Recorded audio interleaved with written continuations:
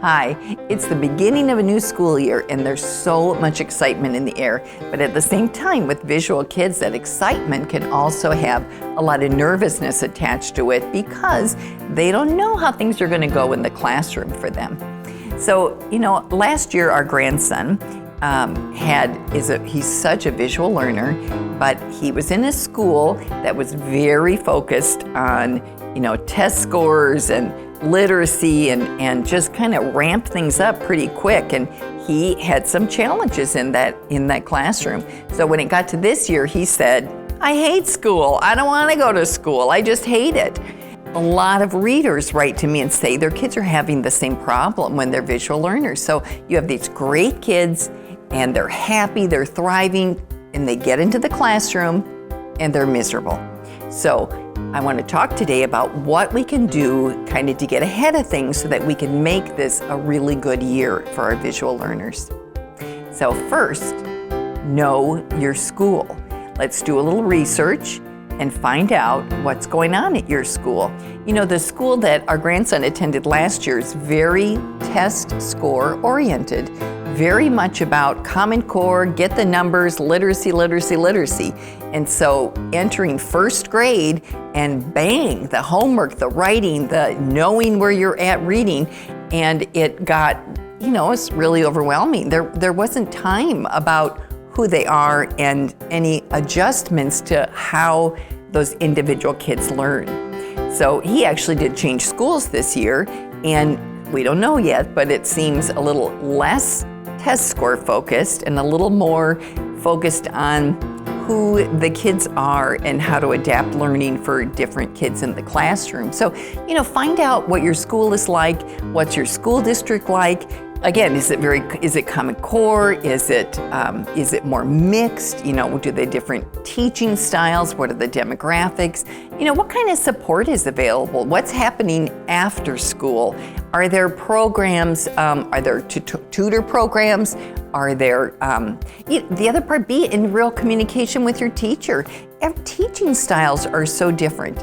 And, one teacher may be well suited to a certain kind of learner, but another teacher is, just by nature is very adaptive to the different learners in her classroom. So again, get to know your school, find out what's going on.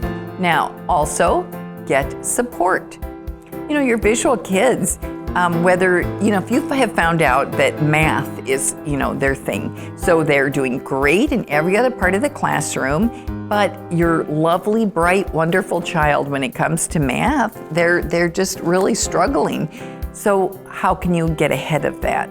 Visual kids need to know the concepts and kind of hands-on about math.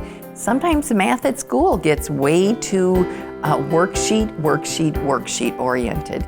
And so you might want to go to a math tutoring center. You might want to have someone else. This might be your area that you can do math at home. There's just different ways to support kids in whatever area. For our grandson, there was a lot about writing. So we practiced handwriting. We went to art class. We did what we could to even learning sight words and things like that. But what kind of support is there for your kids? BettyFetter.com, our whole blog is devoted to exactly this purpose.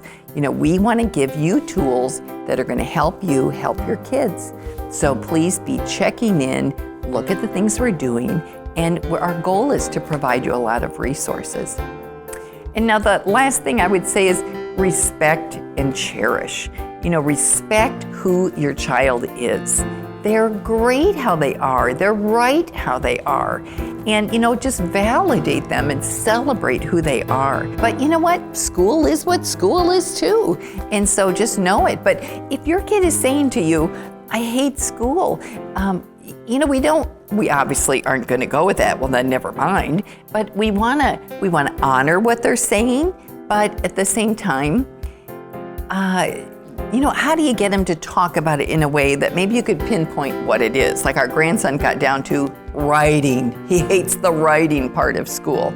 Your child might not like the math part of school, but then once you allow them to kind of put language to what it is, and you can validate that or acknowledge it, you also have room then to talk about what's good about school and reminding them about, even if it is the playground, art class, whatever other kinds of projects that are doing in the classroom, but respect their feelings and acknowledge their feelings. And the other part is cherish it. It's school. It's the beginning of a new school year. All kinds of potential, all kinds of things are possible. And, these are special times for your kids. And even where they're nervous, it's not all bad. There's good things. So make it special, make great memories, take great pictures, have good fun. Enjoy the season and enjoy what's possible in having your kids be very successful in the classroom. So make it a great year, and we'll talk soon.